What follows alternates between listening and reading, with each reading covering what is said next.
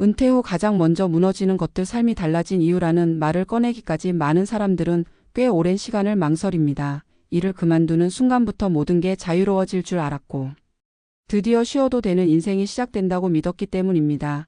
그러나 막상 그 문을 넘고 나서 맞이한 풍경은 상상과 전혀 달랐습니다. 아침에 눈을 떠도 서둘러 갈 곳이 없고 휴대전화는 조용하며 하루를 시작하게 해주던 이유가 사라진 자리에 알 수 없는 공백만이 남아 있었습니다. 사람들은 흔히 은퇴 후 가장 먼저 무너지는 것이 돈이라고 생각하지만 실제로 많은 이들이 가장 먼저 잃어버리는 것은 시간의 질감이고 관계의 온기이며 스스로를 설명하던 말 한마디였습니다. 그 변화는 아주 조용히 그러나 확실하게 삶을 다른 방향으로 밀어냅니다. 서울 외곽에서 30년 넘게 회사를 다닌 한 남자는 59의 명함을 내려놓았습니다. 정년보다 조금 빠른 선택이었지만 그동안 충분히 일했고 이제는 자신을 위해 살아도 된다고 생각했습니다. 은퇴 첫 달은 그에게도 달콤했습니다. 아침에 늦잠을 자고 평일 낮에 카페에 앉아 창밖을 바라보는 시간이 낯설고도 신선했습니다.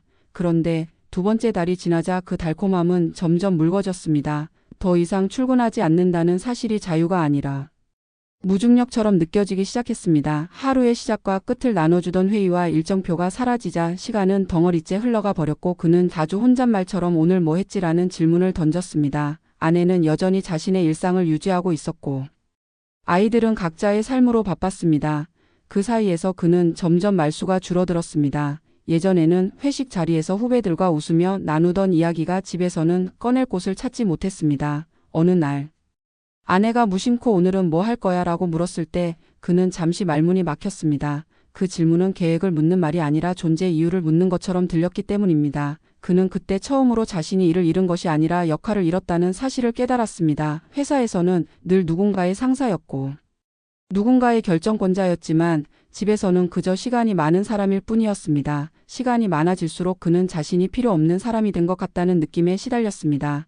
그 감정은 어느새 자신감의 붕괴로 이어졌고 몸도 마음도 빠르게 무너졌습니다.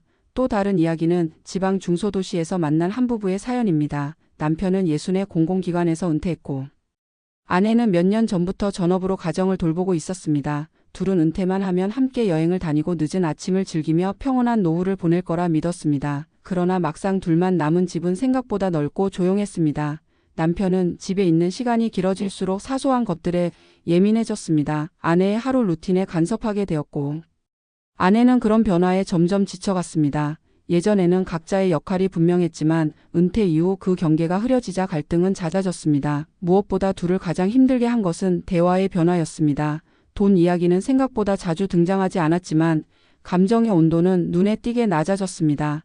남편은 자신이 가족에게 짐이 된 것 같다고 느꼈고 아내는 함께 있는 시간이 늘어났음에도 외로워졌다고 말했습니다. 둘 다 은퇴가 쉼이 아니라 관계를 재정의하는 시기라는 사실을 미처 준비하지 못했던 것입니다. 시간이 흐르면서 부부는 각자의 방으로 물러났고 같은 집에 살면서도 서로의 하루를 모르게 되었습니다. 이 부부에게 은퇴 후 가장 먼저 무너진 것은 재정이 아니라 대화였고 그 다음이 서로를 바라보는 시선이었습니다. 많은 은퇴자들이 겪는 공통된 변화는 이렇게 눈에 잘 띄지 않는 것들에서 시작됩니다. 출근이라는 리듬이 사라지면 하루의 구조가 무너지고 역할이 사라지면 자존감이 흔들리며 관계가 느슨해지면 삶의 의미도 함께 희미해집니다.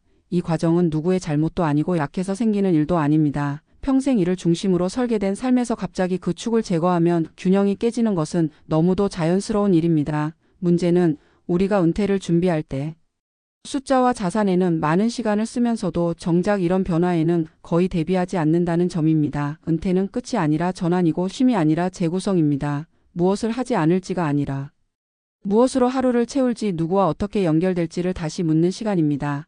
앞선 두 사례의 공통점은 은퇴 후 삶이 무너진 것이 아니라 준비되지 않은 채 바뀌었다는 사실입니다. 조금만 더 일상의 구조를 고민하고 역할을 새로 정의하며 관계의 방식을 대화로 풀어냈다면 그 변화는 붕괴가 아니라 조정이 되었을지도 모릅니다. 은퇴 후 가장 먼저 무너지는 것들은 눈에 보이지 않지만 삶을 지탱하던 가장 중요한 기둥들이었습니다. 시간의 질감, 역할의 의미, 관계의 온기, 그 기둥들을 다시 세우는 일은 결코 늦지 않았습니다. 은퇴는 삶이 작아지는 순간이 아니라 방향을 바꾸는 지점입니다. 그 변화의 이유를 이해하는 순간 우리는 비로소 무너진 것들 위에 새로운 삶을 천천히 쌓아 올릴 수 있습니다. 그리고 그 삶은 이전보다 더 느리지만 더 단단해질 수 있습니다.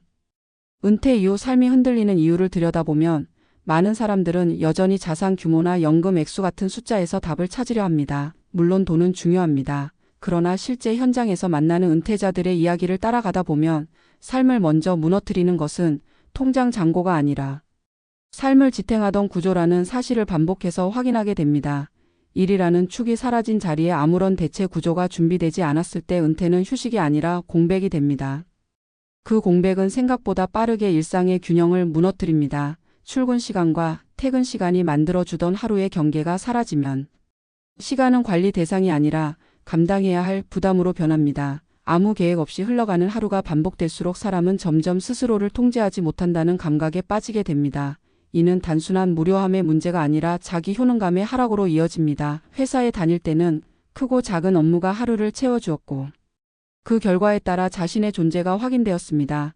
그러나 은퇴 이후 그 확인 장치가 사라지면 사람은 자신이 여전히 쓸모 있는 존재인지 스스로에게 끊임없이 묻게 됩니다. 이 질문에 명확히 답하지 못할 때 우울감과 무기력은 자연스럽게 따라옵니다. 은퇴 후 가장 먼저 흔들리는 자존감은 이렇게 조용히 그러나 깊게 삶을 파고듭니다. 여기에 관계의 변화가 겹치면 문제는 더 복잡해집니다. 은퇴는 개인의 사건이지만 그 여파는 가족 전체에 미칩니다. 배우자는 갑자기 늘어난 함께 있는 시간에 적응해야 하고 자녀는 부모의 변화를 멀리서 지켜보게 됩니다. 이 과정에서 역할의 경계가 흐려지고 갈등의 빈도는 높아집니다. 많은 부부가 은퇴 이후 사소한 말 한마디에 상처를 받는 이유도 여기에 있습니다. 서로를 싫어해서가 아니라 각자의 삶이 재정렬되는 과정에서 감정의 완충 장치가 사라졌기 때문입니다. 특히 평생 일 중심으로 정체성을 형성해온 남성 은퇴자들의 경우 가정 내에서 새로운 위치를 찾지 못하면 자신도 모르게 통제와 간섭의 방식으로 불안을 드러내는 경우가 많습니다. 이는 의도가 아니라 불안의 표현이지만 관계에는 분명한 상처를 남깁니다. 결국 은퇴 이후의 삶을 안정시키는 핵심은 자산의 크기가 아니라 구조의 유무입니다. 하루를 어떻게 시작하고 무엇으로 채우며 누구와 연결되어 있는지가 명확할수록 은퇴는 덜 흔들립니다. 반대로 충분한 자산이 있어도 일상의 구조가 비어 있다면 삶은 쉽게 무너집니다. 그래서 은퇴 준비는 숫자 계산에서 끝나서는 안 됩니다. 자신의 하루를 어떤 리듬으로 설계할 것인지, 사회적 역할을 어떤 형태로 유지할 것인지, 관계의 거리를 어떻게 조정할 것인지까지 포함되어야 합니다. 작은 일이라도 좋습니다. 정기적으로 해야 할 일과 만나야 할 사람, 그리고 스스로에게 의미 있는 활동이 있는 삶은 은퇴 이후에도 사람을 살아있게 만듭니다. 중요한 것은 크기가 아니라 지속성입니다. 거창한 목표보다 반복 가능한 일상이 훨씬 강력한 안정장치가 됩니다. 은퇴는 인생의 후반부를 실패로 만드는 선택이 아니라 재구성의 기회입니다. 다만 그 재구성은 자동으로 이루어지지 않습니다. 준비 없는 은퇴는 자유가 아니라 혼란이 되지만 준비된 은퇴는 이전보다 더 주도적인 삶을 가능하게 합니다. 삶이 무너졌다고 느끼는 순간에도 사실은 새로운 틀을 만들지 못했을 뿐이라는 점을 기억할 필요가 있습니다. 은퇴 후 가장 먼저 무너지는 것들은 다시 세울 수 있습니다. 시간은 다시 구조화할 수 있고 역할은 새로 정의할 수 있으며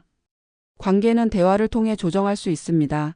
이 모든 변화는 늦지 않았습니다. 은퇴는 끝이 아니라 방향 전환의 시기이며 지금 느끼는 불안은 실패의 신호가 아니라 재설계를 요구하는 신호일 수 있습니다. 삶이 달라진 이유를 이해하는 순간 우리는 그 삶을 다시 선택할 수 있습니다. 그리고 그 선택은 여전히 우리의 손에 있습니다.